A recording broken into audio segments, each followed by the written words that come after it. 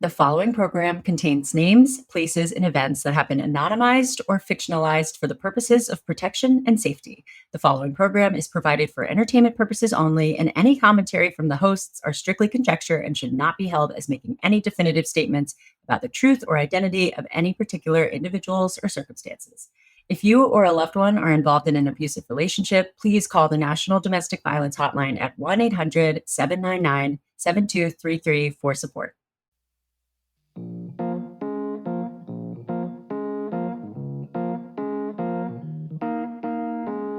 Hi, happy Dating Detectives Monday. Happy Dating Detectives Monday. Y'all, Hannah got new glasses. She looks so freaking cute. And you got a new tattoo, which is so freaking cute as well. It's very Halloween-y. I got 2 new tattoos. Me and my best friend, y'all know the nail junkie I always talk about on my social. She does my press-on nails, and she's my best friend of 30 years. Anyways, every time we're together, we go get matching tattoos. And so we got the Mean Girls, because it's October 3rd. It's Mean Girls Day. So it's the Get In Loser with the pink coffin tattoo. And then we got a Flash tattoo for Halloween. So it's really cute. Love it. Happy early Halloween, October. We've got a lot coming up. You're going to be in LA. Yes, I'm coming to LA. I'm so excited. If you guys don't know, I'm in Tampa, and Molly and Hannah are in LA. So when we get together, when I'm able to go to LA and visit them, it's always really cool to, fun. Be in the same room. We should tell people about the self-defense hang, just because we haven't put it on an episode yet. The Don't Get Killed Club. Yeah. That's such a cool name. It's so catchy. I really like it. Will you tell us about it, please? Yes. After doing this podcast a little bit, I was like, man, I really wish I knew self-defense, and I think more people should. So I put my money where my mouth was, and I just found a self-defense coach and said, hey, if I get people to show up, will you teach us? So we've been doing it.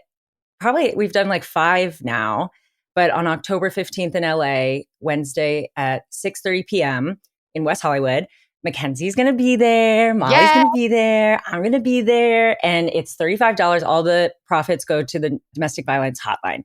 So if you want to come take a self-defense workshop and then meet us and hang out with us in West Hollywood, yeah, we'll put the link in the show notes and on social media and everything. But we're going to do a self-defense club. Not for nothing, but October is Domestic Violence Awareness Month. So this is a great time to really talk about it. And, talk about it all the time, but obviously, because it's, the month of awareness for domestic violence, just want to put it out there that you can protect yourself and there's options. So let's do it, And Bree, the girl who teaches it, you can find her Self-Defense with Bree is what she goes by. It's so practical. Like it's all very much, it's not about like being the strongest or winning a fight. It's just like, how do you GTFO basically? How do you get yourself out of situations safely, ideally de-escalate before anything even happens? But it was very much like, hair pull. Like it's very basic, practical scenarios that I just feel so much better about. And also I give everybody free pepper spray. So like, come. Oh my God, I love it. And there's only 35 spots. So get your booty signed up if we're not already sold out. We'll see by the time this episode drops. Anyway, enough about that. What else? Other housekeeping.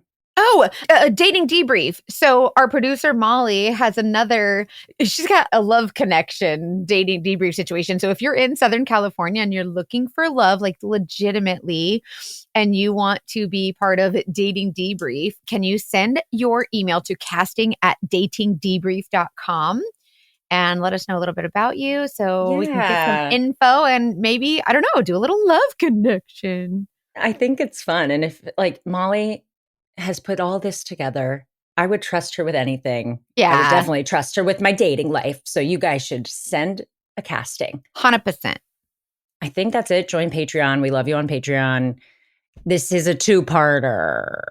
Yeah, this one today's a 2-parter. Sorry, not sorry. A lot of you actually love it. So trust me, when we were doing this, it was like, there was so much. Claudia, our guest, iconic, fabulous storyteller, She's taken incredible. What happened to her and just, we talk about you. I think you said while we were recording, like your voice is your weapon. Man, her weapon is sharp. Like she has used it to the max. And I'm so glad that she's here. I like that she's basically not shutting up. So I think that's great. I'm honestly, I do. And quick trigger warning, there is some abuse involving children and disgusting physical abuse a little bit. It might not come in this part 1. And there's other stuff. We're going to definitely do a big debrief at the end. Yeah. So should we go ahead and jump into it? I would love to go ahead and introduce Let's you do guys to part her. 1.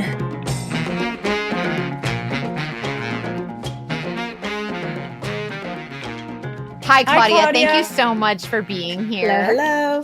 We would like to give you the floor now. Will you please take us on your journey? Yes. So I was 27 years old when this story began in 2019. I was pretty successful for my age. I had just got out of a relationship with a very toxic ex. And basically, through my job, I did a lot of traveling. I was in a long distance relationship. I was just living this life of chaos and I was just ready to slow down. Also, Sure. my self-esteem, my self-worth, everything was really low at the time.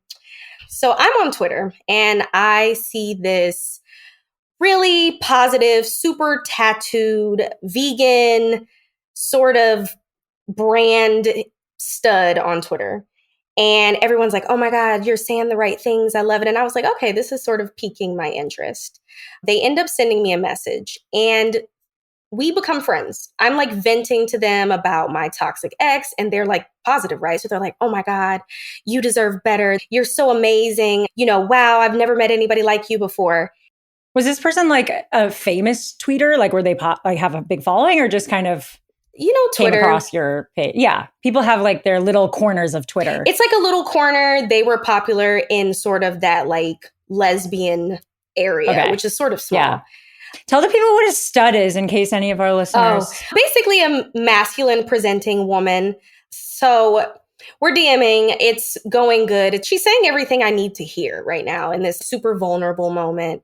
And so obviously, as lesbians do, we start liking each other and moving very quickly. So we're texting and it's getting serious very fast. And I'm not talking like, oh, is it a couple months? I'm talking like a couple weeks. She ends up telling me, hey, this is getting hot and heavy, but I want to let you know that I've been married before.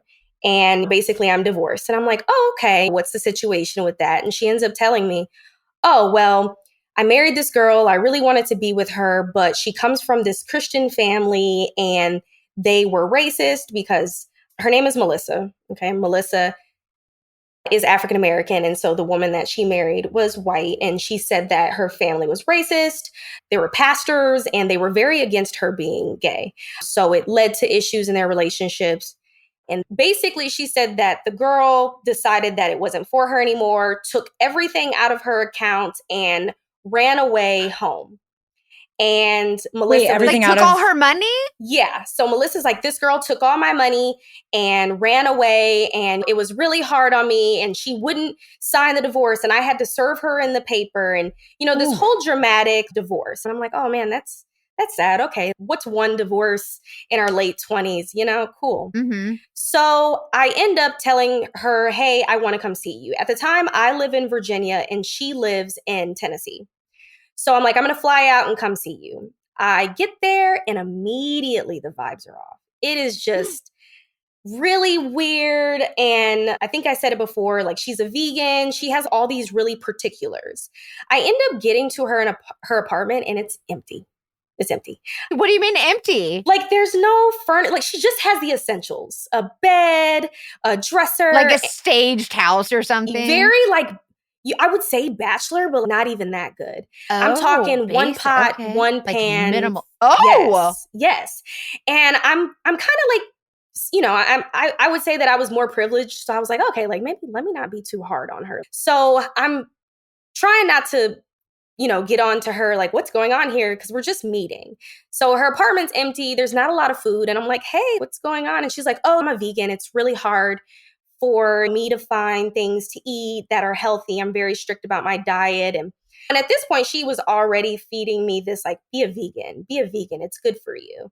So I was like kind of leaning into it, even though I didn't really want to be a vegan. I was immensely hungry on this trip. But sometimes we do stuff that's like, we're like, okay, it's fine. And it'll impress the person. It's not a big deal. Like, yeah, I'm like, what's cauliflower in comparison to steak, So like, that's fine. I love that. But she's being super weird. She's not Pushy? really she's almost being distant, quiet. Oh, okay. And the intimacy was awful. Like, we just were not clicking. It was not going good. And I have an No. anxious attachment style. So I'm like, what's wrong with you? Are you okay? And she's like, I'm fine. Like, when you keep asking me, it's kind of frustrating me. Like, I'm fine. And I'm like, okay, well, I'm not feeling good about this. And she was like, you've just never been in a real situation with someone that's liked you before. Like, you don't know what love is. She's very like rash. Like, you don't know what love is. And because I was like, listen, usually when you meet somebody, you're kind of in this honeymoon phase and everything's really sweet maybe and a adorable. little awkward if you hadn't met in person yet, but that you get through that and it's like a cute awkwardness. Exactly. Yeah. And I'm really good at making things less awkward. And she was just really like, it was not good. I did not leave feeling good. So I end up leaving.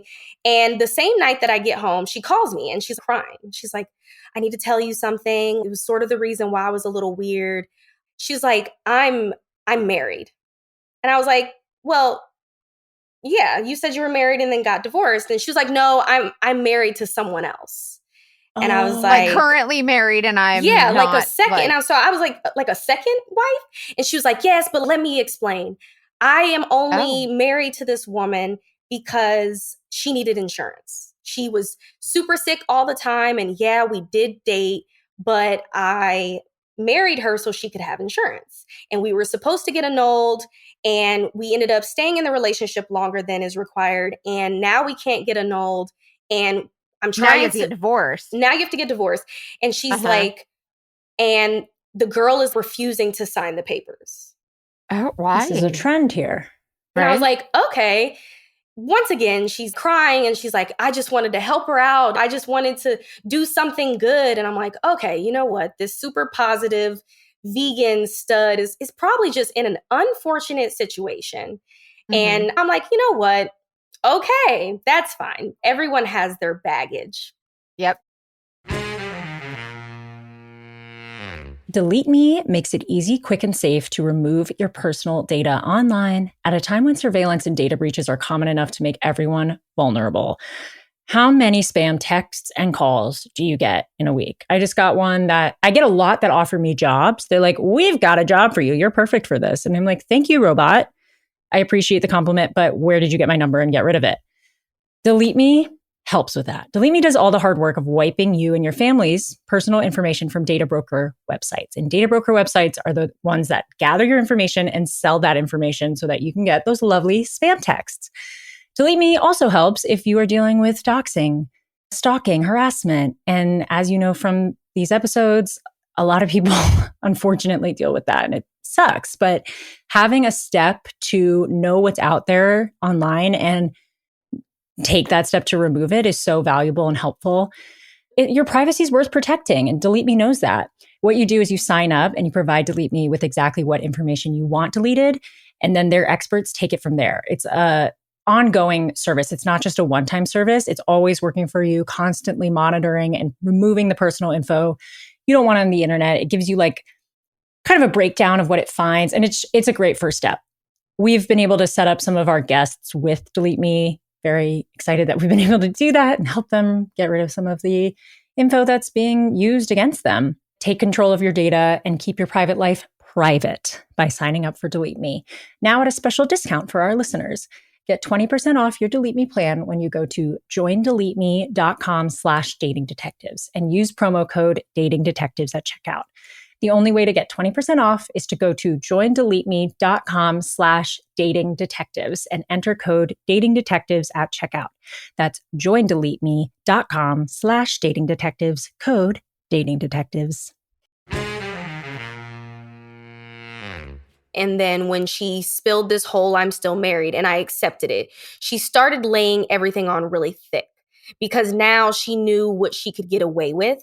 So really, the phone calls became more frequent. She was sending voice memos that were super long and, oh my gosh, I love you. I just woke up. I'm thinking about you. Here's a selfie. This could be us. I can't wait to take you here. I can't wait to take you there. What color comforter do you think works? Almost being like, oh, let me show you what you're missing out on. So there was a part of me that should have ended it, but I think with all of the text messages that I was getting, I just felt like the trip was an anomaly. It felt almost like maybe this is supposed to be better or will get better. And this was just, they're awkward. And maybe my vibes are off, or maybe I am trying to get over my ex a little bit.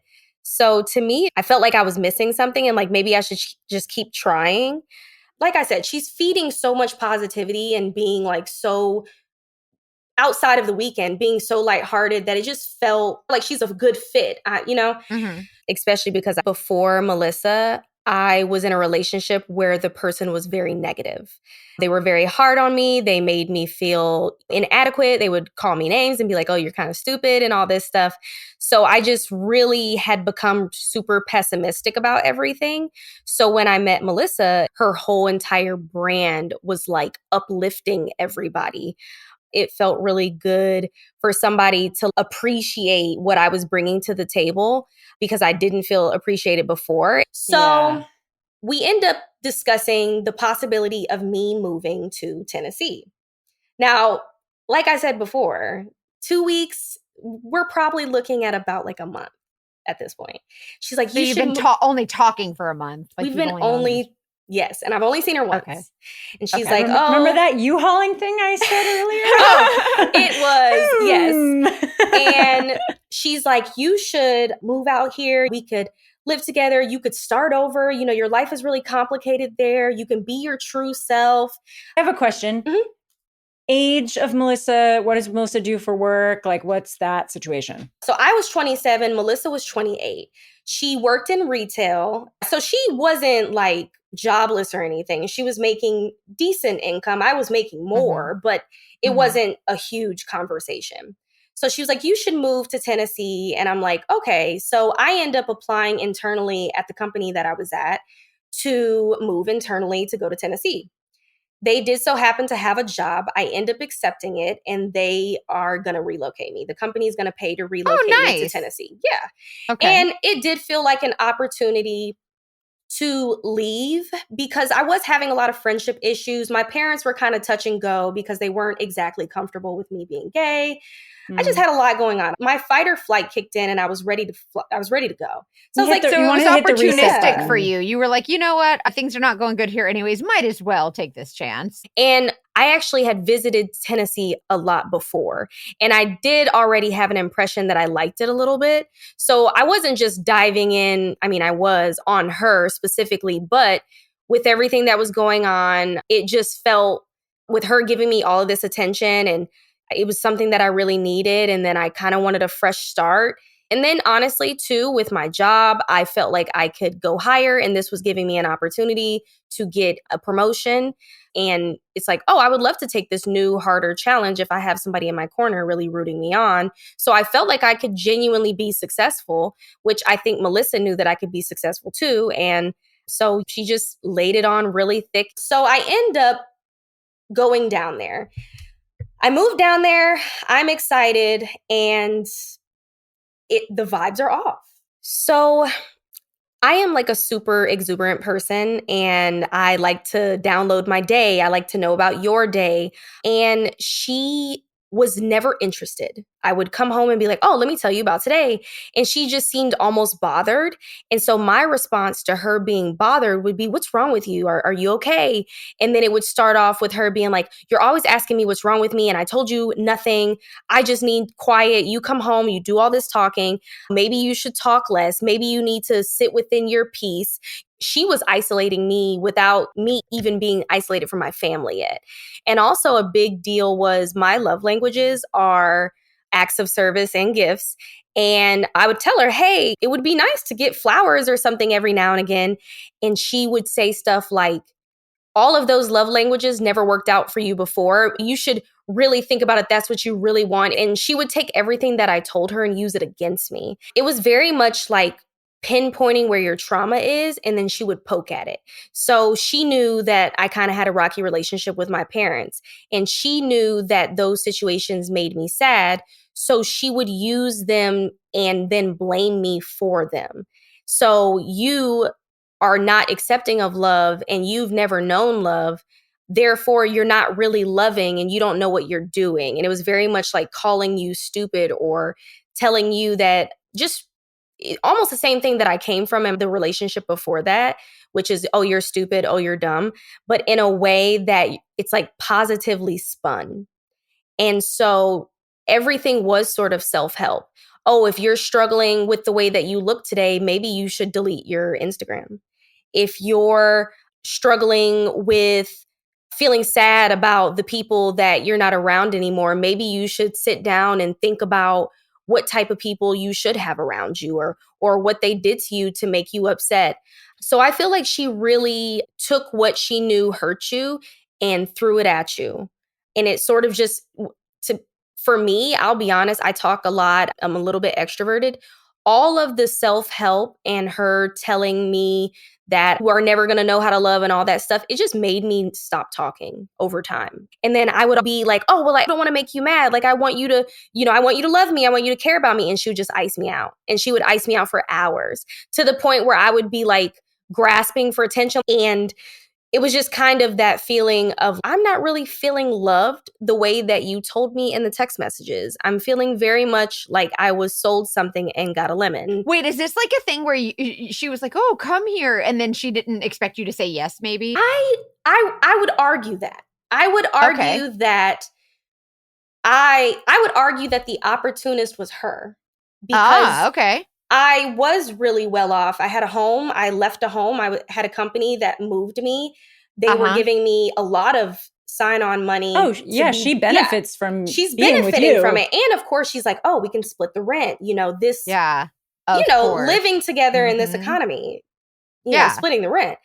So I'm kind of grasping onto these little moments of her being happy, trying to get that Melissa from the text back. And that's around the time when she brings up the tattoos again. So I want to say right in the beginning, she sent me a text message overnight and said, what do you think about this? And it was my initials. What do you think about this font? And I was like, oh, that's cute. And it was kind of like this laugh, like, haha, you should get mine too. And there's something flattering about somebody getting a tattoo for you. It's kind of, mentally ill of all of us, I think, a little bit. So she sent that and I was flattered. And then she was like, you should get mine too. And it was very much like she texted me about it. And I felt like it was super special, but I didn't think she was going to do it. It was one of those things again. People talk stuff like that all the time in text messages when you're just flirting, like, ha ha ha, oh my God, yeah, I'd get your name tattooed. And then one morning in Tennessee, she just wakes up all happy and excited. And she's like, let's go today and get those tattoos. She would wake up with this all of a sudden energy, right? And I'm like, oh, look, Melissa's happy today. And she's like, let's go get our names tattooed. And it's like, oh shit, okay, let me put on my pants. And I'll pay for it. Oh, she's giving me a gift. She's giving me a gift. She's happy today. And I also have a lot of tattoos. So I was like, okay, like, no biggie, I guess. I'd never tattooed anybody's name before. So new experience for me. Now, mind you, the tattoo artist, she knew. And I remember she only ended up getting my initials, but I ended up getting her name. And it was very much played that way. And I went in getting it small. And I remember the tattoo artist being like, we have to make it bigger if it's going to be straight. We have to make it bigger if it's going to be straight. And it ended up being a lot bigger than I anticipated. And she just got like my little measly initials on her hand, which was fully tattooed, right? You could barely see it. So I actually, when we got in the car, I'll never forget this, I felt bad. I was like, hey, like, I did not anticipate it being this big. I kind of feel weird that you only got my initials and I got your whole name. And it ended up being a conversation where she mentioned someone else having a tattoo, like a girlfriend. And I was like, oh, I didn't realize. But she was like, yeah, this girl has my name tattooed and this girl, and these were not like wives, these were girlfriends, like random girlfriends. And I started doing the math. I'm like, so you're telling me the same day of the tattoo that 4 or 5 girls have your name tattooed? I felt sick. I felt fucking sick. I was like, holy shit, this doesn't feel special at all. And I remember it was very much like she just kind of brushed it off her shoulder like, yeah, well, I'm popular, so why wouldn't people have my name tattooed? I felt so awful that day. I remember I was so sick when she was just casually like, yeah, other girls have my name. And I'm like, great. I feel like I am a part of a cult. This episode is brought to you by Ava, and I'm not sure where we're going to place this ad in the episode, but I will tell you that credit and credit scores come up in the story if they haven't already. Credit matters, and credit is a pain in the butt, especially if you're a first-time adult. First-time adult. We're all first-time adults. But if you're like getting to adulthood and you're like, oh, this number, and you wish you could tell your younger self to work on that, or if you're just generally stressed about finances right now, which I think a lot of us are, credit can be such a headache that's really a hindrance to so much of your success and your ability to move forward. That's why we love Ava. If you feel like you're being punished for mistakes you made years ago, which is what bad credit can feel like, there's a way out. Ava is a credit building app that makes it so easy to improve your credit fast. So you can get better rates on loans, pay off debt faster, and keep more money in your pocket. The way it works is that Ava reports your on-time payments to their credit card to all major credit bureaus every single day, helping you build solid credit history quickly. So the longer you stick with Ava, the higher your score can go. And getting a secured card can take months, but you can be approved for Ava in 5 minutes and get credit up to $2,500 to pay for existing bills and subscriptions automatically. No credit check, no interest, no hidden fees, just an easy tool that helps build your credit behind the scenes. Most members see their credit go up in less than a week. You know how strongly I feel about financial independence, especially for women. That's why an app like Ava is really, really special and beneficial. So take control of your credit right now. Download the Ava app, spelled AVA, today. And when you join using my promo code DATING20, you'll save 20% for your first year, monthly or annual, your choice. Again, get the Ava app and use our promo code DATING20 so they know you heard it from us and get 20% off whatever plan you choose for up to a year. Use our promo code DATING2020. Thanks to Ava, and now go get yourself some good credit. Audible's romance collection has something to satisfy every side of you. When it comes to what kind of romance you're into, you don't have to choose just one. Fancy a dalliance with a duke, or maybe a steamy billionaire. You could find a book boyfriend in the city and another one tearing it up on the hockey field. And if nothing on this earth satisfies, you can always find love in another realm. Discover modern rom-coms from authors like Lily Chu and Ali Hazelwood, the latest romantasy series from Sarah J. Maas and Rebecca Yarros, plus Regency favorites like Bridgerton and Outlander. And of course, all the really steamy stuff. Your first great love story is free when you sign up for a free 30-day trial at audible.com/Wondery. That's audible.com/Wondery.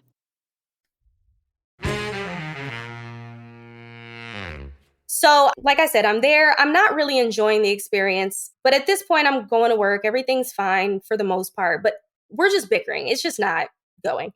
So I end up telling her this apartment is too small for me. And it's like 600 square feet. I'm like, maybe the reason we're arguing is because it's too small in here.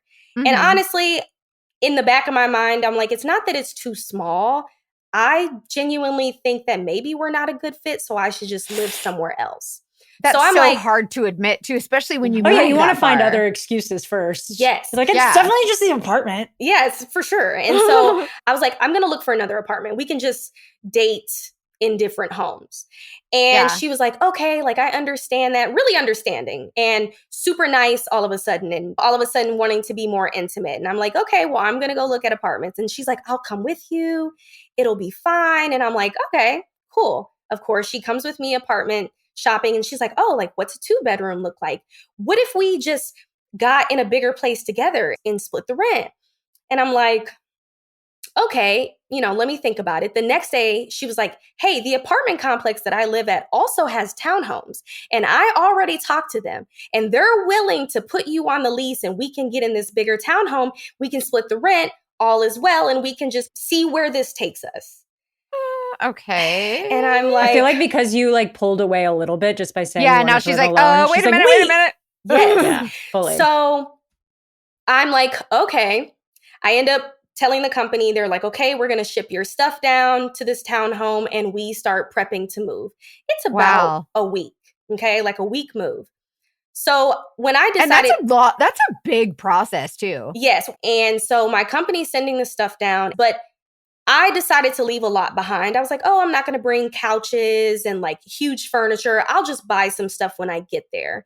And knowing that she didn't really have anything either, I was like, cool, we can buy furniture together. Start over, have a fresh start. And so we get in this townhome and I'm like, okay, we got to buy couches and get this stuff done. And she was like, yeah, we really do, because we're going to have a housewarming party on Sunday. Okay, so this is Monday. We're going to have a housewarming party on Sunday. Mind you, I'm now in Tennessee. I don't know anybody. I'm sort of just there on my own accord. And I'm like, okay, we're going to have a housewarming party for strangers. We don't have any furniture. It's Monday. And you're like, we need to have this ready by Sunday. And she's like, yeah. So I'm like, yeah. So we're like couch shopping, bed shopping, mattress shopping. And I'm like, okay, let's go to the furniture store tomorrow. We can work on the cost and everything when we get there. That day that we're going to the furniture store, she goes, oh, I'm hung up at work. I can't go. If you could go to the furniture store, pick out everything, you can just FaceTime me and we'll look at the stuff together and decide on stuff. And I'm like, okay, well, are you going to Apple Pay me? Like, how are we going to split this cost? And she's like, oh, it's all the same pot of money. I can buy the other stuff. You just kind of buy this. Nope. Right.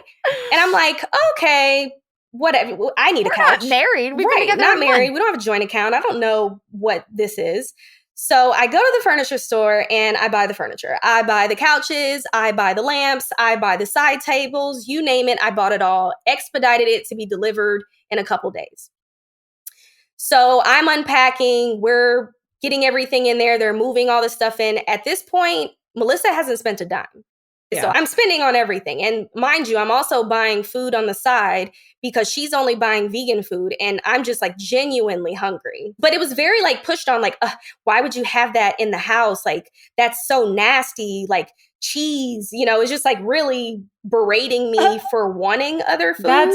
It's one thing to be proud of your choice, but you can't yuck other people. Like, there's a limit to forcing it on other people. And it's like, let me be unhealthy and eat some taco meat. It's going to be okay. But she was really big about it. So moving in, she's not really buying anything, but mind you, we're getting everything set up for this housewarming party on Sunday. And honestly, it's happening so fast and I'm so stressed and we're kind of going back and forth. And she's like, listen, I know this is hard, but I've started over before. I had my first wife take everything that I own and move on with everything. And I'm like, you know what? You're right. I'm here to start over.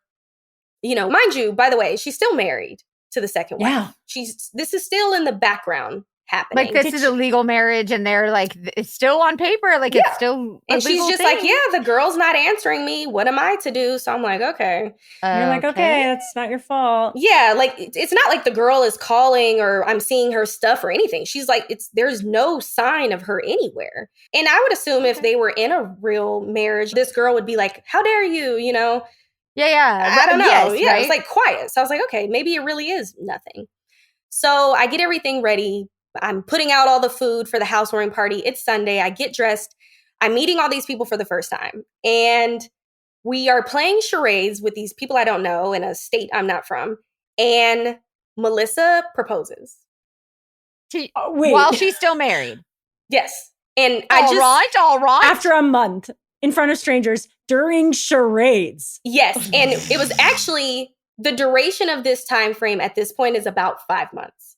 So from talking the very first Twitter message to proposal, it's been about 5 months.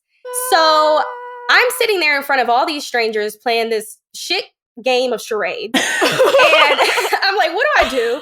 So I'm like, okay. No. What did you do? So I freeze. And I'm like, of course. Because at this point, I'm like genuinely at a loss for words. Everybody would be, I think. And I'm like, okay, I'm living in this house in a state I'm not from with all these people. I say yes. Girl. No, I get it. Because it's like, even if in the back of your mind, you're like, yeah, this is a conversation we can have later. Like, exactly. I'm like, there's all this pressure and like, we're just now starting to split the rent. This is a lot going on. I'm like, okay. And also, I assume you guys are like I love you so much. Like are you not saying I love you yet? Or No, we're saying I love you. But I'm still having second thoughts. Like, okay. This love feels weird in comparison to anybody that's been in lesbian relationships know they are absolute fairy tales in the first 6 months, in my experience. Well, that's every relationship, ain't it? Like, that's my experience too. But coming out of a toxic breakup, like you said, I think it's easy to be like, well, maybe I don't know what a healthy relationship That's looks a good like. point. That's a good point. And that's yeah. how I felt. And I was like, maybe this is what settling and slowing down is like. Yeah, right? maybe it's boring. Maybe it feels exactly. fine. And that was kind of her thing. She was like, oh, you're only wanting all these big things because of social media. You should tone down on social media and, all that stuff. Who does she think she is? Okay, continue. That part. And so the day or the night she proposed, I don't even remember that much. I think it was just all a lot rushing at once. And I think that around that time, right, because she's getting what she wants, she was doing a lot of talking, which isn't normal for her. And it's almost as though she didn't want me to talk about it and that she was just telling me what was going to happen next. And I'm still sitting there swirling in my thoughts, but she wasn't letting me think. She was basically like, oh, now that we're engaged, on to the next step. It was very fast. I felt like I had no room to talk, but also I felt like, oh, she's finally invested. So I'll just let this ride out, because even though I don't really feel like I should have said yes to this proposal, look at how she's acting right now. I could say yes to that. So she was giving me this glimmer of light that made me feel like, okay, maybe it is early and maybe we're not going to get married right now, right? Because she's married. So in my mind, I'm going to wear this engagement ring for a while. So I started making excuses in my mind for not leaving to say, I can always call it off, or I can just leave when I'm ready or stop when I want to. And so the very next day, she basically gives me this other proposal of, remember when we joked around about me proposing to you and getting married and all this fun things in text messages? I mentioned if I got you a ring that you would get me a truck. It's like 18 hours from being proposed to. And she's got the sorry. What? And when I agreed to that, it was under the assumption that, sort of like that situation of when you're like, yeah, I'll buy you $1 million home. You're kind of just saying it. Right. And maybe in 5 years when you propose to me, that seems reasonable. It's just kind of, what do you call it? Like banter, not banter, but like. Yes. That does seem flirty, especially if you were like joking about getting married and she was like, I don't want a ring, I want a truck. And you're like, okay, babe, I'll get you a truck. Yeah, that's so casual. Yeah, because I'm like, she has a car. Do you want it to be bulletproof too? Yeah, like you want a Hummer? Like, let's do it. And her telling me that and me being like, yeah, like I'll buy you a truck. I felt like I was obligated to. Almost like, okay, she spent money on me for once. So yeah, I do owe it to her to sign for a truck. That's the least I can do. I would assume that this ring is 10 grand. You know what I mean? I've convinced myself that she's made this huge financial deposit when in reality, it was all to scam me. So I felt obligated to buy her the truck. And honestly, I just remember thinking though, when she showed me the truck, I was like, how long has she been looking at these trucks? It wasn't like she just went online and was like truck.com. She had picked this out a long time ago.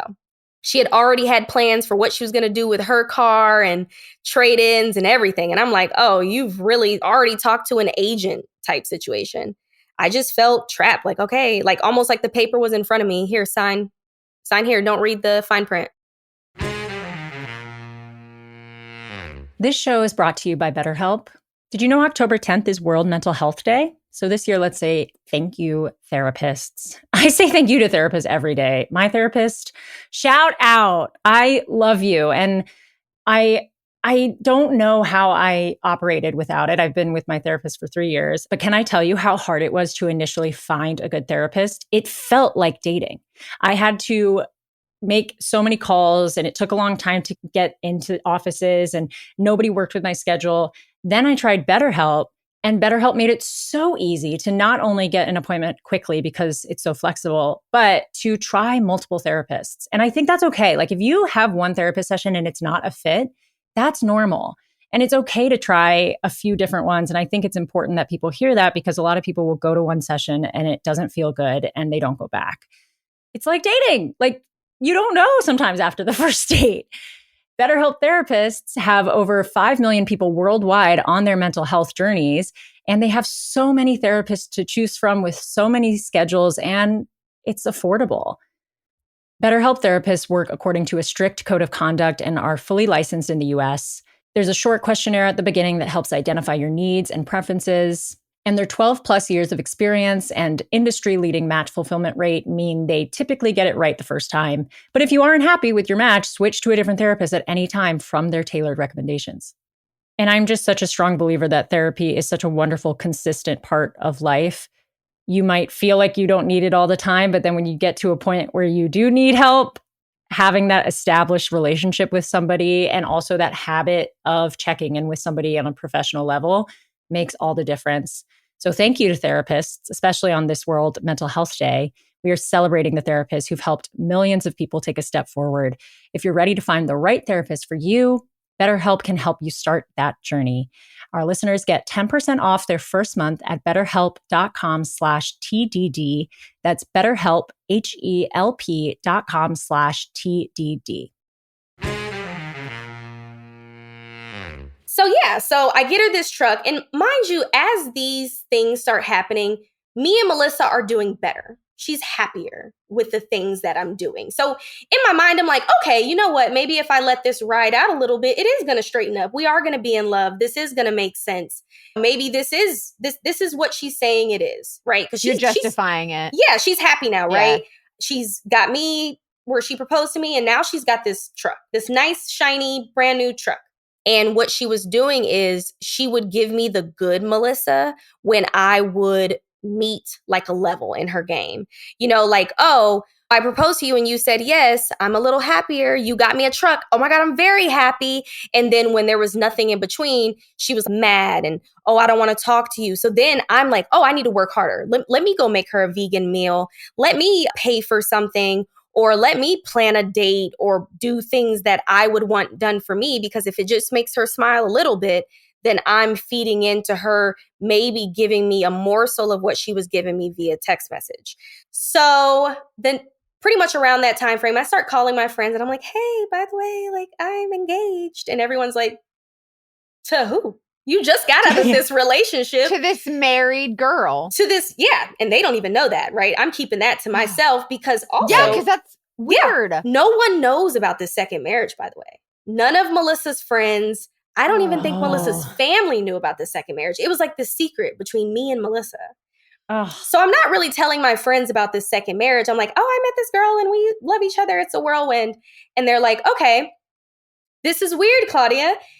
And I tell my family and my family's like, you know, I'll be honest, I'm not really feeling it. You know, they're kind of getting more distant. So I'm telling Melissa, I'm like, listen, man, everybody is not feeling this. You know, I'm venting to my partner and Melissa's like, they're just all jealous of you. You know, you needed new friends anyway. You're in a new state. You don't really need your family. People cut their families off all the time. They just want to see you unhappy. They're just jealous of you. They're jealous of you. You don't need to worry about what people think. Did you believe her? Were you like, yeah? Yeah, because I did. My self-esteem, my self-worth, like my whole life felt kind of blurry. Like maybe she's right, you know, maybe these people are jealous of me. Because mind you, she's in my ear like, you're this perfect person. You're going to be positive. You're going to live this new free life and people are going to want what you have. This person loves me. Why would she steer me wrong? Why would she steer me wrong? She's also, proposed to me. Yeah. She sounds like she speaks in certainties a lot, where like everything you've mentioned when she gives you advice is not like advice. It's, I know better than you and this will be better for you. That's why I was like, who does she think she is? And I asked how old she was because I was like, is she like 10 years older than you? She's acting like she's and that's her whole genius. Her whole persona online was very like, all right, guys, it's the beginning of the day. Start your day off right. You know, and everyone's like, oh my God, I needed this like message life coach today. Very life coach vibe. So she's telling me, well, you came from all this negativity and you have all this negative stuff around you. Maybe you're the problem. So I definitely started feeling like, okay, I'm the issue. She knows what's right and I don't. I should listen to this yogi. You know, it was very much like she's my teacher, I'm the student. And she uses herself a lot as the baseline. Look at me. Everyone thought I wouldn't go anywhere and I wouldn't be anything. And look what my first wife did to me. And I still was able to come up. You know, I was able to get out of that debt after she stole all this money from me. You know, all her positivity towards me was for me to look at her and emulate her image. And I'm very like, I hyperfixate. And she's like, you're just overthinking everything. You know, this whole thing. So I'm isolating myself. And at this point, I'm in Tennessee, in a place I'm not from. I don't have any friends and I'm engaged. So, of course, as lesbians can sometimes do, we've got the ring, we've got the truck, we've got the place. You know, where are we at on having kids? You know, what? You're isolated. Because I'm telling her, hey, I'm feeling a little sad. Like, I don't really have anybody here to celebrate with. And she's like, you know, being in a great place can be lonely sometimes. And you know what? You just have to focus on yourself and what's really important. And we're getting older and we should just explore this love. And we should just start looking at donors. Like it'll be fun. You know, we can kind of just move along as it goes. Like we should look at donors. She starts sending me all these cryobank places. Wow. And I'm like, okay, mind you, in the back of my mind, I'm like, Claudia, do you really want to have kids? Like, are you really ready to sacrifice your life? And I'm like, okay, you know, what harm? But why not? So we're looking through donors. We find this donor and she's like, oh, I really like this donor. And when you're on some of these cryobank websites, they'll be like, oh, they only have 3 vials left. So it's a sense of urgency. It creates a sense of urgency. It's a sense of urgency. So Melissa's like, we should get it. You know, even if we're not trying right now, we should get it. You know, we should get it. And I'm like, okay. I go and I buy the sperm. Oh, now not cheap. How much? Can I ask? How much does that cost? So I think it varies. The cryobank we were using was based out of California. Every vial was about $1,000, and then okay, that's different. And so than what I thought. And then you would basically to ship it, it'd be like another $1,000. So you're about $4,000, and as it stays in, it's a lot, and you have to store it. Yeah, you have to store it exactly. So now Melissa's like, so we have this donor sperm. I mean, come on, what are we waiting for? And I'm like, okay, because you start looking at donors, you're talking about baby names. And now it's like, we're engaged, we're doing good, because at this point, I have nobody else to talk to except for you. So anything you're telling me sounds good. And every time I give you something that you want, you're being nicer to me. You're giving me affection. You're treating me like you want to be with me. And that's all I've wanted from the beginning, is to feel wanted and loved so I can settle down and have a family, clearly. So I'm like, you're right. Let's do it. So we end up going to a fertility clinic to do IUI. And if you don't know what IUI is, what? Intrauterine. It's basically the doctor puts sperm in you for you. So we start going to the fertility clinic. And I'm using my insurance and I'm paying the deductible and out of pocket. So at this point, I'm paying for the sperm and now I'm paying for the fertility appointments. We start trying and I have 3 failures. So I'm just not getting pregnant. So now the sperm vials that I've bought and the appointments that I've paid for ended up in nothing. That's such a hard journey. And I bet you're in a weird emotional place after that. Yeah, because it's like, dang, I can't have kids. You know, you kind of get scared, like maybe, wow, like I can't have kids. And now in the back of your mind, you're like, I want to keep trying because can I have kids? So we end up going to a different fertility doctor who basically tells me that I have a blockage that's preventing me from getting pregnant. Once I get rid of that blockage, it'll be no problem. Okay. So we're good. Basically, Melissa's she seemed like she was backing off and getting kind of distant when it wasn't working. But now that she knows there's a path forward, she's like, oh, okay, like all you need is a surgery. It'll be fine. Okay. So COVID happens, shut down. Oh, man. Yep. COVID happens, shut down, fertility clinic shut down. Everything is ghost quiet. So we're basically stuck in the house staring at each other, working from home, the both of us. I am spiraling because at this point, when somebody is isolating you, and then COVID happens and you are truly not even able to go outside, it turns into depression. I was very depressed. And I would go to Melissa and be like, I am so sad. I feel so bad about myself. I'm not feeling like myself. I was like, I should go to a mental health facility. Like, I'm not doing good, because I was so alone. It was like, if someone locks you in a white room, you're like, I'm starting to hear things. Like, I was constantly spiraling and crying, because then I'm going to Melissa to kind of fill that void. And then she wasn't. So I was not just isolated, I was isolated in my home too. So I was just alone with my thoughts, and I have somebody telling me that my thoughts are wrong. So I just was genuinely lost. I didn't even recognize myself. I was losing weight. I actually shaved all my hair off. I did a full Britney Spears. And I remember going to Melissa and being like, I need to do something. And then I just shaved my fucking head.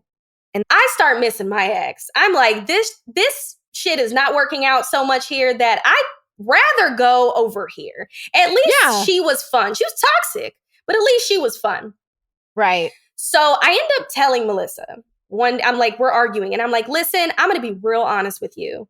I miss my ex. I don't want to do this with you. This is not working. What did she say? She's like, I get you missing your ex, and that's okay. I can heal with you. I can heal with you. And I wasn't expecting her to say that. I thought the conversation would be over. And I was like, yeah. And like, also, we don't have anything in common. Like, I'm not feeling you, and you're not feeling me. And I can tell. And she's like, Claudia, you need to think about this like it's 90 Day Fiance. You need to heal with me, and eventually you'll feel the love that I'm giving to you. You're too broken to feel the love that I have for you. It's your fault, Claudia. It's your fault. It's your fault. You're not feeling it. You can't accept it, because now she has an excuse. You're not over your ex. Of course you can't love me. And I'm like, okay, so my whole escape has backfired on me, and she's making me feel like, okay, this is okay to heal with somebody. This isn't an unfamiliar feeling. And no one really wants to heal alone, right? It's selfish to say. Especially during COVID, when you've already moved and had no community. Now no one has community. Right. And if I had a friend to tell this to, I'm sure they would have been like, bitch, get your life together. But I had nobody to talk to. So I'm like, okay, well, this sounds okay. So things don't start opening back up, but they open the fertility clinics back up. They start opening medical facilities back up. The fertility clinic calls me and said, hey, we can schedule your surgery. Now, me and Melissa kind of been living sort of a boring, not talking life. And Melissa's like, oh my gosh, yeah, like you should schedule the surgery. And I'm like, okay, I schedule the surgery and I pay for it. I have to pay for the anesthesia, the deductible, everything. So I'm like, okay. Of course you pay for it, because she's not going. Of course. So I pay for the surgery, and then they fix it and everything's good. So we haven't yet started trying for another baby or anything. I'm just chilling, right? Nothing gets brought up. And just kind of living the COVID life, right? Which is all a blur. And I think Melissa was getting bored, and she was like, and I think everyone was getting bored. Everyone got to this point in COVID when we started making really wild decisions. And she was like, we should get pregnant. Like, we should find a donor and get pregnant. I felt like I was so alone. I was so sad. I had no one to relate to me. I had no family. And I'm like, maybe a baby, it's sad to look at it like this. Maybe a baby would be fun. You know, maybe a baby would fill this void of not feeling loved. Because, of course, there's no love like your child's love. But I needed to feel something, anything. And I think having a baby was like a huge step, because I wanted to feel something. I wanted attention. Not in a way that's like, oh, I wanted to get pregnant so everyone can stare. I wanted attention from Melissa, because I felt invisible. I felt invisible in my home. I felt invisible to Melissa. But I was so depressed. And I'll be honest, like, I was too depressed to have a kid. Absolutely. I actually have said this before. I think Melissa was so wrong for pushing me to have a child because I felt like she knew how mentally ill I was. She knew that I was depressed. And who would let me, as a person that's like, I'm depressed and I hate myself and I'm even sometimes feeling suicidal in those thoughts, be like, yeah, you should have a kid. That's the healthiest thing for you to do is have a kid. We end up using donor sperm and I get pregnant in 2020. And Melissa is having the time of her life. She's so excited.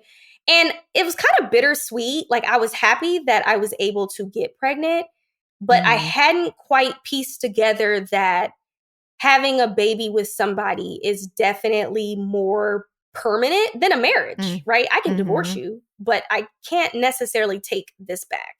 Right, yes. Yeah. Okay, yeah, And good point. even in like lesbian relationships, a lot of people think you can just one bio mom and the other mom can just disappear. And that's not necessarily the case. Right. And nor should it be. I mean, if you're both doing the process together, then right. It's Equal, both of your baby. Yeah, 50-50. So around maybe like 4 or 5 months, we need to move into a bigger place. So we end up leasing a new home to have more space. And at this point during COVID, she finally gets the divorce. Basically in 2020, while I'm pregnant, she finally gets the divorce. And I think that's because the courts were closed and all that good stuff. So through this whole entire process, including being pregnant, she's still married. And did you see these documents and stuff, or was she just telling you that it was official? I did see the document. Okay. I did see the document. So 6 months pregnant, she's like, we need to get married. She's really pressing the we need to get into justice of the peace ASAP. And I think there was a part of me that was continuously moving away from it because I think deep down didn't want to do it. I didn't want to do it. But red flags everywhere, love them. Clearly my favorite color. I feel like it sounds like even though you deep down didn't want to, it is possible to not want to deep down and still want it to work. Like you wish that you did want it to work. Does that make sense? Yeah, it's like this. Like I sacrificed everything to be here and I have to sit on my decisions. Like I have to, I did this. I isolated myself. I moved my job. I can't turn back now and be like, oh, I was wrong. I don't want to sit with the fact that I'm wrong. Yeah. Right. Like Claudia, you're making the right decisions. Just keep on trying, keep going. But I didn't have anybody to tell me that this doesn't make any sense, right? So 6 months pregnant, we get married at the Justice of the Peace.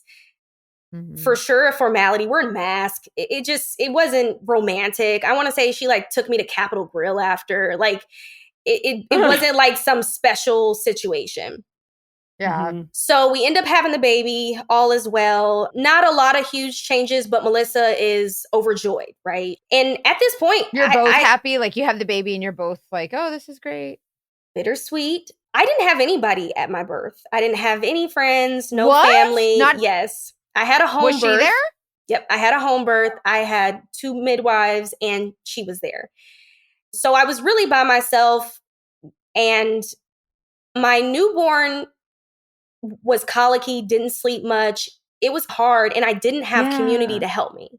So it's just me and Melissa. At this point, COVID had lifted a little bit more. So now she started going back into the store. So I'm at home with the baby and I have terrible postpartum. We're just coming off of COVID. So I do not want to put the baby in daycare. Because at this point, I'm working from home. So I'm like, it's fine. I'm not putting the baby in daycare. I'm going to work from home and take care of the baby while you go into the store. So that's what we agree upon. And I am struggling.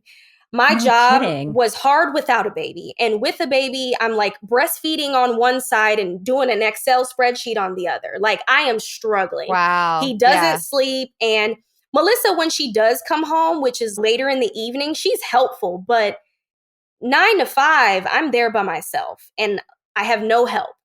So I'm getting more and more depressed. I don't have anybody to help me and I'm getting frustrated. And so I'm talking to Melissa and I'm like, listen, I am not doing well. I just started seeing a therapist. I was like really severely postpartum. And I'm so sorry. That's so hard. Was she supportive? Yes, seemingly so, right? Okay. She ends up telling me, she's like, listen, you can quit your job and I can take care of the house, right? Oh. And me, I'm like, first time that you, I bet. yeah. Oh, sorry. Because I mean, because at this point, first time you have said that you were going to take care of anything. So I started thinking about it and I'm like, yeah, you know what? Because of course, she's like, you should quit your job and focus on you, focus on your mental health so you can be good for the baby. And all this positive affirmation on quitting my job and you could be your true self and maybe you can be creative, all that good stuff. And I'm like, okay, I need a break. I am not mentally doing well. And I do think it's in the best interest to quit my very good job. Okay. So I quit my job and I'm just a stay-at-home mom, which is by far the hardest job in the world. Was that okay financially though?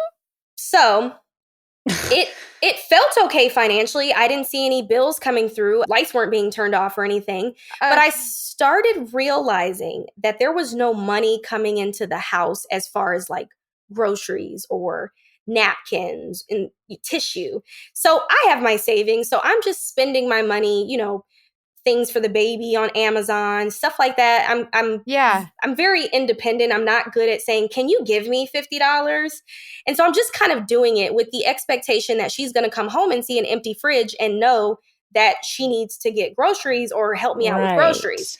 But does she, I assume she's not going to the grocery. No. And when I would ask, because at some point I'm spending my savings and I'm like, hey, we need a lot of groceries. And she's like, oh, I'll grab some on the way home. And she's just bringing like a few things. And just I'm vegan like, stuff, just rice, broccoli, and Oreos. Yeah. Like, that's not enough. Yeah. She's like bringing produce. And mind you, I'm like breastfeeding 40 ounces a day. I'm producing as much Certainly food. You're starving. I can't survive off of cauliflower anymore. Like I need things.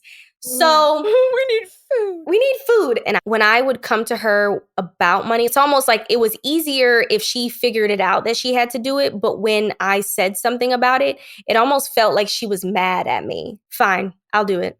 Fine, I'll buy it. Okay, whatever. If we need it, I'll get it. And basically I decide, okay, I'm noticing in the household that I don't like living like this. I like my financial independency. And I just want to state, at no point so far do we have a joint account. Okay. So I don't know about her finances and she doesn't know about mine. So it was probably a couple months in that I was like, this savings is getting slimmer than I'd like. And I'm starting to feel less comfortable because I am the only one buying things. I can't be the only one buying things. So when I realized that I had taken so much ownership and she wasn't doing things that I would expect her to do if she's taking care of the household, and I started having to sacrifice the things that I wanted to basically provide, and I don't even have a job. So I was getting tired of being like, you see that we don't have groceries. I just one day woke up and was like, I'm not doing this. And so I was just, when I tell you I was applying every single day, 3 to 4 times a day, I was so tired of feeling like there was a part of me that knew, okay, something's not right financially. And so when I started realizing that this kind of feels like we may be struggling, I was like, okay, I don't really know what she's doing, but I have to make sure that I'm okay. So I get off my ass and I am applying. We both decide that we want to live in Nashville, and she decides that she wants a new job too. So I'm applying and we both get a job offer to be in Nashville. Oh. So yeah, super positive. And both of the jobs offer relocation and sign-on bonus. So even better. Even better. So we start talking to the jobs about what's going to happen. My job tells me, we need you here in 3 weeks. Oh. And we're not going to give you your relocation and sign-on bonus until your first paycheck. So you're going to have to start here first, and then we'll give you the stuff. You can't cut and run with their money. Right. Yeah. That's fine, right? Yeah, that's fine. So her company tells her the same thing. We're not going to give you relocation and sign-on bonus until you start work. Yeah. Here, in Nashville. So I look at her and I said, all right, I got to move in 3 weeks and we're going to have to front it. What do you have for the move? tell me what we have for the move so I can kind of make sure we have it all situated. She Melissa says looks at nothing. me. Oh my God. Oh my Melissa God. looks at me and she says $0. Oh, And why? I look around and my head is, I'm all in the clouds and I'm like, excuse me, one more time. She goes, I don't have anything. Oh my God. And at this point, I don't even have the words to be like, what did you do?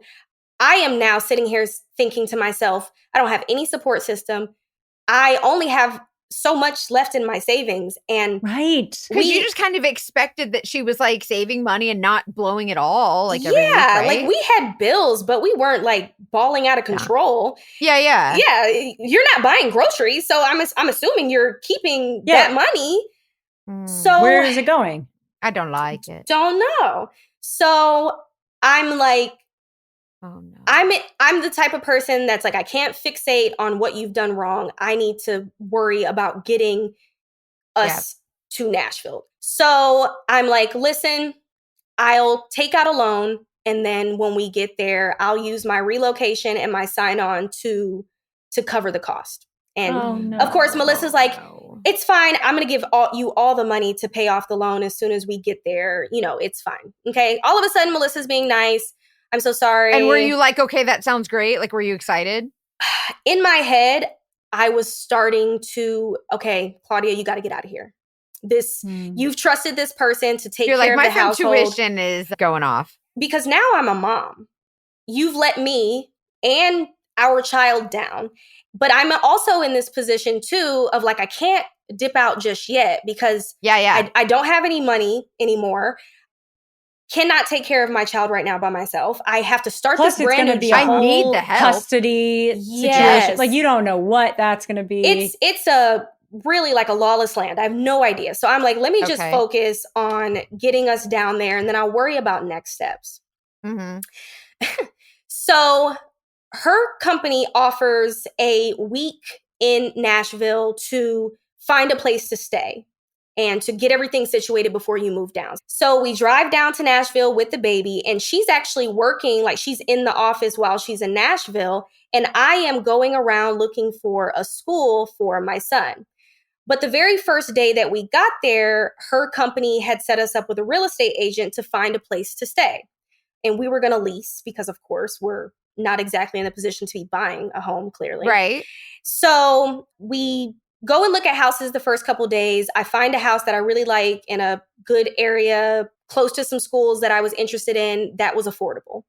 So we tell the real estate agent, let's apply for this place and turn everything in. The real estate agent's like, should be no issue. No one else has put in on this house. It's going to be fine. So the rest of the week, mind you, we're only there 7 days, probably about Thursday. I'm still looking for places for my son to go to school because I'm very picky. So as you should be. Right. So me and Melissa are headed to a school to visit. And in the back of my mind, I'm like, dang, it's Thursday and we still don't have anywhere to stay. Like, we don't know where we're going to live and we got to be out of here by Sunday. So I'm thinking in the back of my mind. So we're in the car together and the real estate agent calls me. Anxiety. Oh, God. No. So I put her on speaker and she's like, hey, so the owners of the home don't feel comfortable leasing to you. And I'm like, why? You know, why not? I have good credit. Everything should be fine. What's your credit? And she's like, well, the other credit on the application is like in the 500s. That's not good enough. And I'm embarrassed. So I'm like, oh, okay. And you didn't even know. You're like, no clue. So at this point, she's silent. Melissa's silent. I'm like, all right, thank you, real estate agent. I'm going to get off the phone now because I'm embarrassed. And at this point, my blood is actually boiling. So Melissa's saying nothing. And I look at her and I said, pull the truck over. Pull it over. Yeah. I get out of the truck and I am physically vomiting. I'm so panicked because it's Thursday. I still have not picked out of school. I don't know where we're going to live. And at this point in the back of my mind, it's like, Claudia, once you get this situated, get the hell out of here. So Oh, I'm no. at this point not even focusing at yelling at her. We get back to the apartment, and that night I sat in the bathroom and I was applying to homes by myself, just with my information. And people are Right. contacting me and they're like, hey, yeah, come visit, come look at it. We definitely would love to rent to you if you want to. Cool. The next day I tell Melissa, hey, I got to solve. I'll be able to get a lease and then you can live there and we can worry about everything later. So let's go look at these houses. Melissa's like, no, I need to be on the lease. And I'm like, Well, you kind of lost that privilege. well, and then it's also too like, why? Like, why do you need to be on the lease so bad? And my mind, it's like, ding, ding, ding. Why does she want to be on the lease? But No, of use course, your fake name. she was like, well, the first few houses we seen, there was this one house that was a little more expensive. Why don't we contact the owner and just let him know up front what's going on? Like, I feel confident about that. And I'm like, okay, because at this point, you're talking Friday. We got 2 days to find a place. And then we have 1 week to move after that. Oh my So, God, stressful. My hair is falling out. Like, I am losing weight. I'm not eating. I am absolutely at the most stressful point ever. Not to mention dealing with postpartum, trying to reason with the fact that I have to put my son in school and start a new job. And I have no friends and no family. I have nothing. So the worst. I know. So I text the owner and see what maybe he'll be willing. So embarrassed, I text the owner and I'm like, hey, listen, we've seen your house. I wanted to know if we could look at it, but I just want you to know that my credit score is really good. I make a lot of money. I have a letter from where I was leasing at saying that we're honest people, but my partner has shit credit. It's bad. And I just tell you, but we just want to rent this place. Yeah, I just want to let you know before I even waste your time coming there. And the owner says, listen, come on by. Let's see how it goes. We tour the home and he's like, listen, you guys seem like good people. I'm trusting you. I'm giving you good faith. I'll lease to you. I'm like, okay, good. My stress is coming down a little bit. Now we have a place to stay. Now I've already arranged the moving truck, which is about $4,000. And now, this man is like, we can lease. And he looks at me, he goes, but I'm going to be honest with you. Your security deposit is $5,000. And meanwhile, homegirl got $0. Like $0.00. And but she's the one that's also like, let's go to this expensive place. $0.00. Yeah. And it's more expensive than the place that we were originally looking at. So I'm like, okay, I wire him the $5,000 because it's like Saturday at this point. We're leaving the next day. I also had to put down another $1,000 to save my son's spot in a school. And you're kind of like, at this point, you're kind of stuck between a rock and a hard place. Like, you got to move. Yeah, I have. At this point, I don't make decisions. Right. At this point, she's tagging along, but in my head, I'm thinking about myself. I am my son. Yeah. I'm like, I got to get the hell out of Dodge. I'm not going to miss out on this opportunity. Because you didn't make responsible decisions. I got to do what I got to do at this point. Got to do what I got to do. So we start packing up the house and getting ready to move. The day before the moving truck gets there, she has this bright idea. Melissa comes to me and she says, I think that I should take the baby and the dog and we're going to go ahead and go down to Nashville. And you can be here when the movers get here and you can pack up with them. And I was like, why? In her mind, she was like, dealing with the dog and the baby is probably a lot for you. It's probably going to be easier for you to everything's already packed up. It should be easy for you to move. It should be nothing. I'll get there a day before you. You come after. God. Anybody that's ever moved knows that last day of moving, you realize that you've packed nothing up. So I am stressing. You have 65 boxes and nothing is packed. 65 boxes. And so she left the day before. So the day of the move, movers are there like 6 a.m. I've up all night still packing. And that's awful. While they're moving, like putting stuff in the truck, and I'm trying to hurry up and pack stuff so I can put it in their truck, but they're moving really fast. So I'm packing stuff and stuffing it in my car. I'm sweating. I mean, I am too stressed to function. So finally, everything's packed up for the most part. And I call Melissa. I said, hey, the moving truck's on the way and I'm on my way. Melissa goes, oh, well, did you get the Wi-Fi router? And I was like, well, no, because Melissa was supposed to go back and have a dentist appointment and we still had the key to the house. So I was like, I'm not taking the Wi-Fi router because that's how you open the front door. And that Wi-Fi router has to be returned. So no, I didn't take the Wi-Fi router, but I did pack up a 4-bedroom house. And she's like, well, it's stupid that you didn't take the Wi-Fi router. You're stupid. Ew. So I absolutely lose my shit. I had just had it. I was losing hair. I was stressed out. Like, you took the baby. I'm packing up these boxes. You didn't help. Let me tell you something. I wasn't just packing up boxes. I was patching fucking holes. I was painting walls.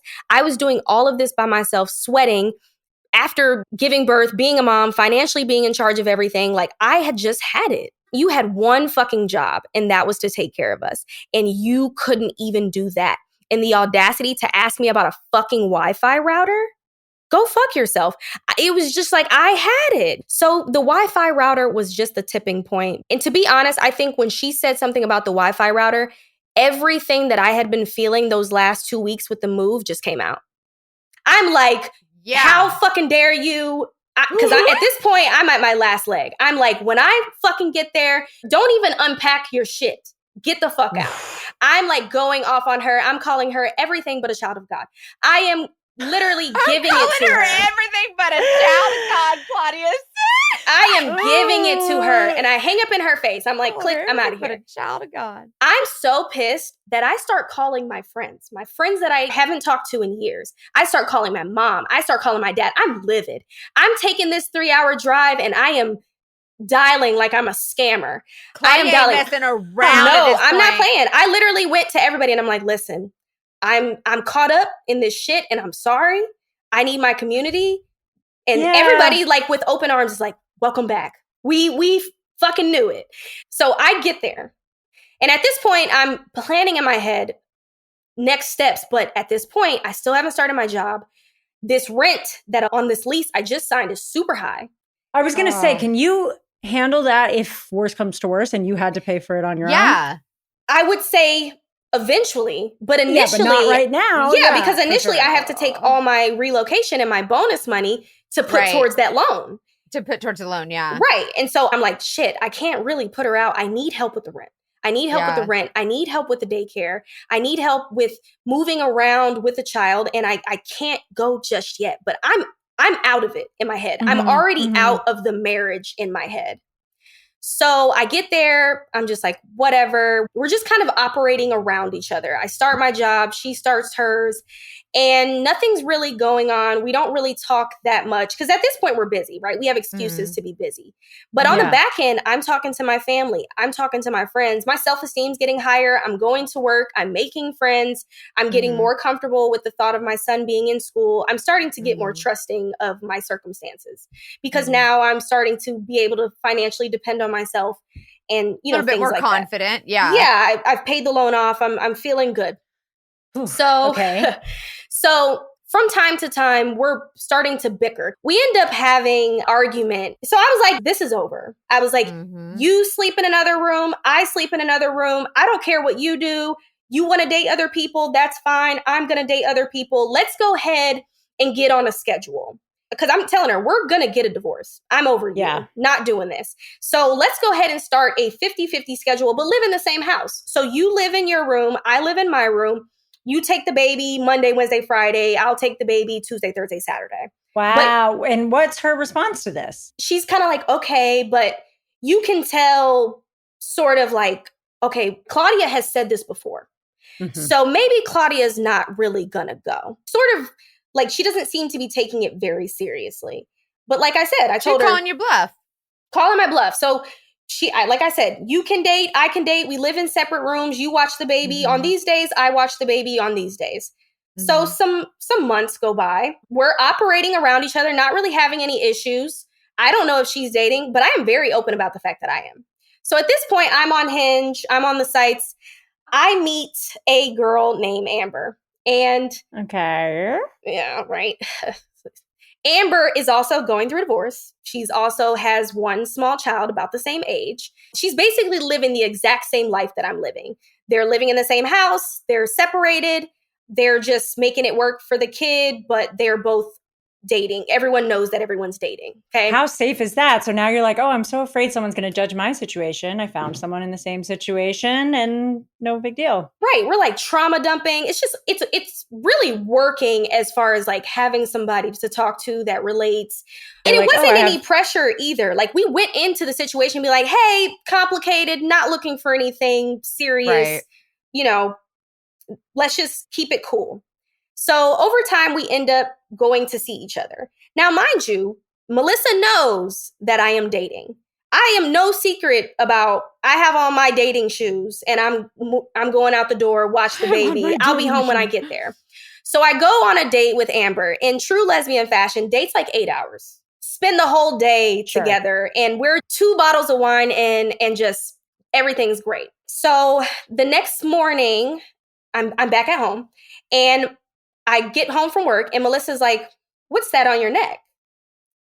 Now, I really personally didn't know I had a hickey, but I lied. Oh, no. I lied. I was like, nothing. That's not nothing. I burned it with a curling iron. Yeah, I was like, nothing. And in my mind, I didn't feel like I had to answer her. We're not together. You didn't. Yeah, I'm like, I can do whatever I want to do. So I have this hickey on my neck. She doesn't say anything after she asked about it. So I just continue on my day, texting Amber, taking care of my kid, doing like I should. The next morning, I'm in the baby's room and Melissa texts me and she's like, hey, are you in the baby's room? And I'm like, yeah, but I'm putting him back to sleep and then I'm going to leave out and make him breakfast and get ready for work. And she was like, don't worry about breakfast. I'll handle breakfast for the baby. You can stay in there until until whenever. And I'm like, oh, okay, that's nice. So I end up, the baby's back asleep. So I go in my bedroom to get ready for work. Because remember, Melissa's supposed to be cooking breakfast for the baby. Yeah. I walk into my room and Melissa's in my bathroom. And she's going through my watch. The funny thing about this is the Apple Watch thing. Yes, Okay. our whole entire relationship. I have never gone through Melissa's things, and Melissa has never gone through my things. I think so. She's going through my watch, and she's like, "Oh yeah, you got a hickey on your neck. It's not a hickey." She was like, "You're a whore. How could you?" But you guys have already discussed that you are dating. Like you made it clear. So I'm looking at her deer headlights and I'm like, I'm confused. Like you're over here cussing me out. I can show you, look through our messages where we have definitely said that we're dating.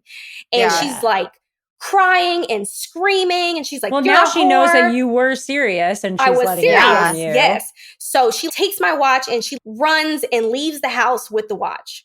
Then she's calling me so many times that my phone is glitching. And I'm answering and she's hollering in my ear. How could you? Like she's just screaming. And I'm like, what the hell is going on? We had an agreement. She's not even giving me the space to talk. Because at this point, I'm like, what in the hell? So I'm like, okay, whatever. She's being erratic. Nothing I can do about it. So me and Amber still talking. The next day, Melissa comes to me and she's like, I'm going to be going to a mental health facility. I need to take some time to myself. Now, mind you, the whole night, pretty much up until this point, she's like screaming and crying in her bedroom, slamming door, just really making her presence of being sad known. So I'm like, okay, that's a nice way to say that. Yeah. So I'm like, okay, you want to go to a mental health facility? I absolutely agree with that. She's like, just take care, like very dramatic, just take care of the baby. I'll be back when I get back. I just need help. And she's got like a little paper bag with an outfit in it. And she's like, I'm going to leave. I'm like, okay. So that same night, she texts me and she's like, had a talk with the therapist and I had some treatment and I'm feeling okay right now. Oh, and boy. Now, okay. I'm no professional, but I'm like, why do you have your phone? So then she's like, I'm like, I thought they'd take that along with your shoelaces. Like, what? I thought they take everything. So I'm like, okay, what do you mean treatment? She's like, oh, ketamine. And I'm like, they just like, you walked in and they were like, here's some ketamine day one right away. That feels. Wait, what's ketamine? Ketamine, well, it can be like a party drug, but there is therapy. There's like medical therapy that people use ketamine for depression. That and has great results. Great results. It's still kind of in testing, but Yeah. And it's also like a consistent thing. It's also like You have to- private institutions. Like it's not like a mental health facility of You're the not getting it at county. CVS. You're not. And ketamine is not, it's not easy to get. So it's not clicking to me, but I'm like, okay, maybe I don't know what I'm talking about. So I end up asking her, how did you get in this mental health facility so quickly? And she goes, oh, when you tell somebody you want to kill yourself, they make moves. And I was like, so you told some, you should, if you're Baker acted, I think that's what it's called. 72 hours is the, like, just Googleable Chat GPT. So, 72 hours is about the time frame that you're locked up. And that's because the health professionals are making sure that you're safe to yourself. So I'm like, well, that doesn't make sense, Melissa, that you have your phone, that you claim you're doing ketamine, but you're also telling me that you got locked up because you're suicidal.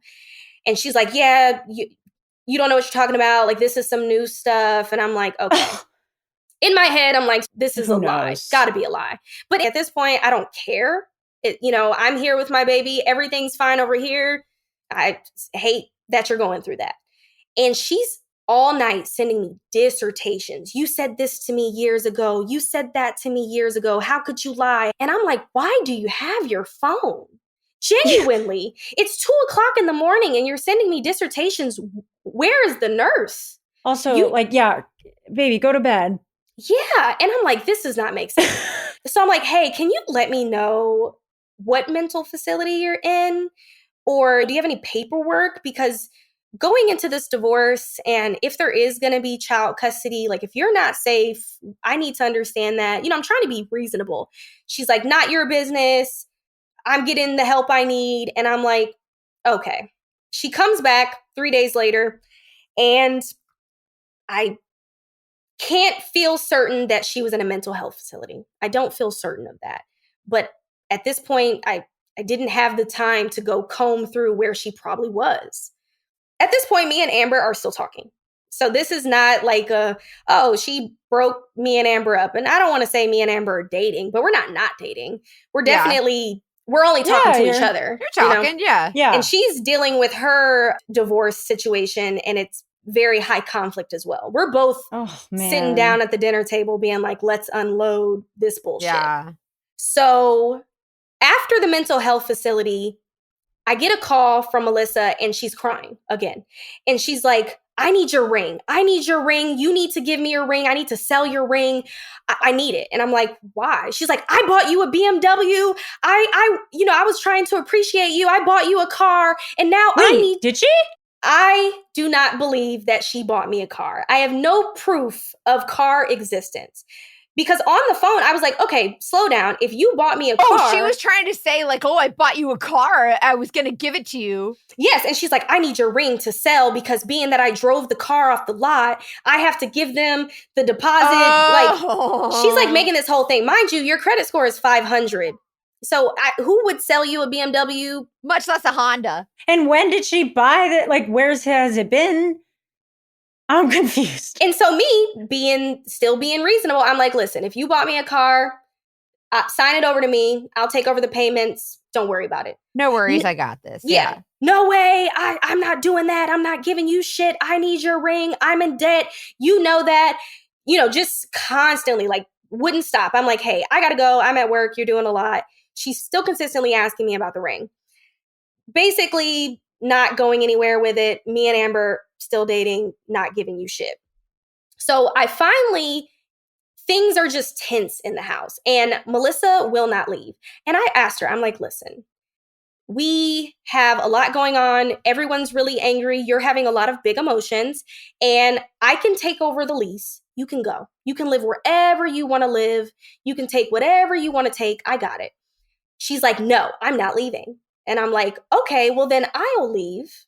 You can take over the lease. She's like, no, you can't go anywhere because we're co-parenting, and in the orders of the state, you can't just change your address with the baby. And I'm like, okay. So I finally... Of course she knows those laws. Right. And nothing else. So I file for divorce. I officially file for divorce. And I basically said, you keep your assets, I'll keep mine, and we'll have the baby 50-50, which if it's 50-50, you don't owe child support because you have the kid the same amount of time. I send it to her, and that same day, we end up getting into a domestic dispute.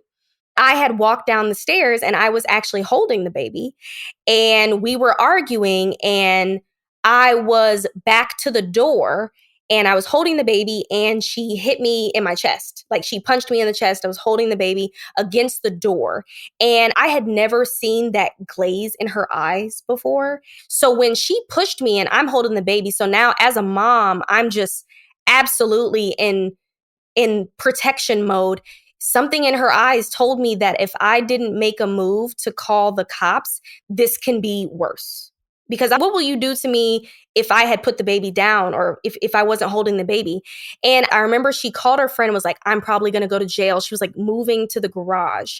And I was frantic, right? I'm on the phone with the 911 operator. They're getting someone dispatched.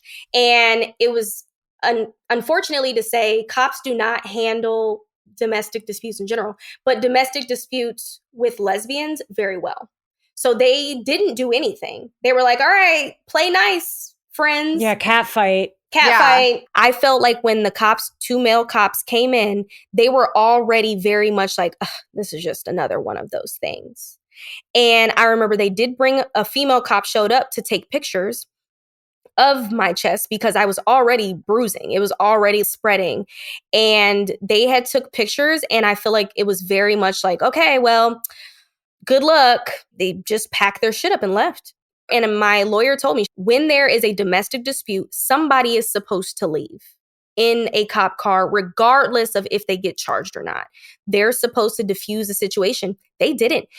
I think she told them like, oh, I'm just going to drive away. And they were like, okay, bye. She could have easily drove around the corner and came back and did whatever she wanted to do. And I just want to say too, I'm 4'11" and 95 pounds. Melissa is immensely larger than I am. So I really felt like nobody was taking accountability for protecting me in those situations. And I think in a lot of domestic disputes, that's why women stop calling the cops and don't actually go and get help, because it's like, no one's going to come for us anyway. I felt absolutely thrown away. And so I get a lawyer, and the first order of business is getting Melissa put out. So I get my lawyer to draw up a temporary order to get Melissa to leave the house in 30 days. And using the domestic dispute and all those things as basically reasoning for it. So obviously Melissa's pissed. She knows that she has 30 days to get out. And we know her credit's not very good, and she probably doesn't have a lot of money. So I'm telling her to get out, and she may be grasping for straws. So she's pissed, aggressive, stumping through the house, closing doors, talking shit. And I'm like, listen, it doesn't have to be that way. You could take whatever you want out of the house. I'll give you furniture. I'll give you an extra bed for our son. I'll give you extra medicine. Whatever you want to take out of the house. You want the pots and pans set. You want the plates, take it. Just get out. Just get out. Take what you need and get out. And I'm not trying to be combative. Like, I've already offered you to leave under better circumstances. And now you're being put out. And it's unfortunate, but that's what was going to have to happen anyways. So the least I can do is, you want a washer and dryer? Take it, whatever. So basically at that point, it's just this back and forth. Melissa is refusing to sign. So 6 months passes by. Still no signing. Me and Amber are still dating. And Amber is going through her divorce as well. And she's going through a divorce with a woman named Kayla. So her divorce is also really messy. And sort of a note, right? So Melissa's still not trying to sign the paper. So do you think she just didn't want to get divorced? Like, she wanted to keep you with her? Or was she trying to get something else? I think that in the story, you will see that there was a reason that she was not divorcing. But at this point, I'm just thinking she wants, like you said, like she just wants to stay connected to me, because maybe in her mind, she's like, oh, well, Claudia is probably going to go get married to Amber. And, you know, if I still attach myself, and too, when you're not divorcing someone and signing that paper, it stops me from being able to buy a house or buy a car or get any assets, because then you're likely to have some type of ownership to it. Your hands are tied. Oof. So we're still really high conflict, going back and forth about my son. I would notice things. Hey, is our son eating well? Because I'm noticing that he's this, and, going back and forth. And she's like, leave me alone. I'm not telling you nothing, And I end up getting a call of like, hey, have you seen Melissa's new girlfriend? At this point, we're probably about 8 months into still not being divorced. And I get the Instagram post from my friends, and they're like, yeah, she's dating this girl named Taylor. How do we know that? Not just a friend in a picture, because they got each other's name tattooed. And so I see the tattoo and I'm like, oh yeah, she's got her There's teeth another one. into this. Yep, here's another one. So my friends come to me and they're like, because I'm a girl's girl, and I'm like, listen, I'll message this girl right now and be like, listen, girl. But I knew that she was in too deep. There was nobody that could have came to me and been like, you need to stop talking to Melissa. And I would have been like, oh, you're right. So I'm like, I'm not going to this girl. I don't want for her to go to Melissa and it to be even messier, because I still don't have a signature on this divorce. Right. So I end up starting to tweet, sort of, subliminally being like, yeah, was anybody else married to somebody that's had 3 wives? Was anybody else, did anybody else realize that they were being married to somebody who was dead broke? Like, I was talking shit on Twitter. A subtweet, if you will. Yeah, a little nice, clean subtweet. And I want to say about 3 months passed. We're at a year now of her still not signing the divorce. And Taylor being in Melissa's life, they're dating. And I know because my son is talking about Taylor and stuff like that. And I had went to Melissa and was like, hey, I know that Taylor's around. I don't really give a shit. As parents, I would like to speak with her and just touch up on something. If she's taking care of my son in some way, shape, or form, I want to be able to talk to her. I'm not going to try to fight her or anything like that. Yeah, of course, because you're a grown up. Yeah, it's not like, if this is what it's going to be, it's been a year. If we can all be civil, let's be civil. I literally told her, I was like, you could sit down with me and Amber and we could sit down together and have Outback Steakhouse and, talk this through. Outback is delicious. I'm not going to lie. How can anyone be upset at an Outback? That's what I'm saying. Get a bloomin' onion and just coast through. So Melissa's like, no, you can't talk to Taylor. And I'm just like, okay, you're being petty. So months are going by. Things are still high conflict. At this point, Amber is divorced from Kayla. Me and Amber are living together at this point. It's been a year. And, everything is kind of still doing 50-50 on a temporary order, no child support, nothing like that. I get a DM from Taylor. Oh, God. And Taylor says, hey, girl, I am so sorry that I never came to you and introduced myself, because I was taking care of your son. And I just want to apologize. And okay, Taylor. Oh, God. Oh, and she goes, and I also want to warn you that your girlfriend's ex-wife, Kayla, and Melissa have been exchanging information for a year. So my girlfriend, Amber, who we were both getting divorced at the same time, our exes teamed up. That's so... What? I did have a moment back when you were explaining the whole thing. I was like, just put them together. They sound like they'd ruin each other's lives, and just let them do it. But now I'm like, wait, what information? Everything.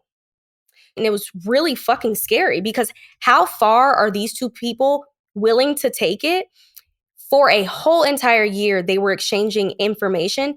You guys are watching our steps and listening to our phone calls. And it wasn't just me and Amber not feeling safe. They're exchanging information about our kids, their kids' schedules, what they're doing, what's going on in the parenting app. Kayla was exchanging financial information about Amber to Melissa, and vice versa. All of our sensitive information was being exchanged.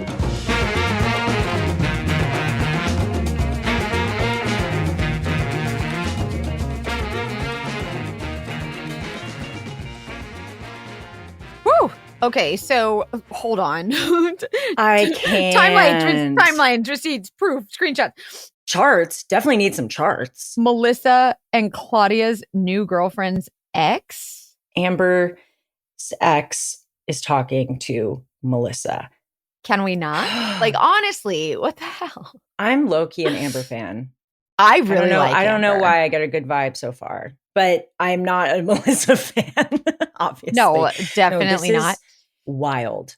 Yeah. And I obviously don't want to say too much because it's only part 1, but okay. So on the next episode, we might hear from maybe some more people who might have may or may not have had an interactions with Melissa in the past. Oh my God. Wait until you hear this. Yeah, not to spoil, like you said, but I think they're my favorite episodes when survivors of the same dogfish get to come together somehow. Yeah, and there's I love the ones where there's a group chat. And I love a group chat. And also they're always iconic. They're always awesome. They always have good taste in victims. What is that? Absolutely. It's wild. But also, I just want to acknowledge all of you who share your stories and send them in to us. And if you have a story that you need a platform or an ear for, please email us. It's investigate@thedatingdetectivespodcast.com. Send it in to us. We would love to hear from you and love the opportunity to be an ear for you or a shoulder for you, a platform. So make sure you're emailing us your stories. Yeah. Please, because we also will work with you however you're comfortable. We work with a legal team. We anonymize you. We can anonymize your voice.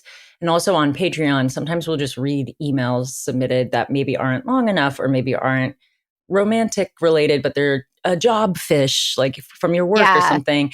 Anything. We've had some crazy ones of those. Crazy. And it's so important. Yeah. And we don't even realize sometimes that we can learn from these stories until we write them down. So if you need an ear or just want to vent, you can even send an email and just be like, I don't want you to do anything with this. I just needed to write it out. We'll be like, I get it. It's therapy. Yeah, 100%. So, but thank you. And then always put in the subject something that tells us about your story just to make it a little easier to organize. Because a lot of people will be like, I had a dogfish. And we're like, yeah, we know that. That's what the whole show is about. That we're pretty good. We can assume. And we just really appreciate you trusting us to, help you share your story. And you have no idea how the more you share, the more it helps other people, other listeners. And so we're just really grateful for that. So thank you. So I guess we should wrap it up now and just listen to the next episode. We'll be back next week with a very long dogfish debrief at the end of that episode that ties in everything here. Yeah. Claudia, let us know your questions in the meantime or thoughts as we wait. Okay, love you guys. Love you. And as always, trust your intuition.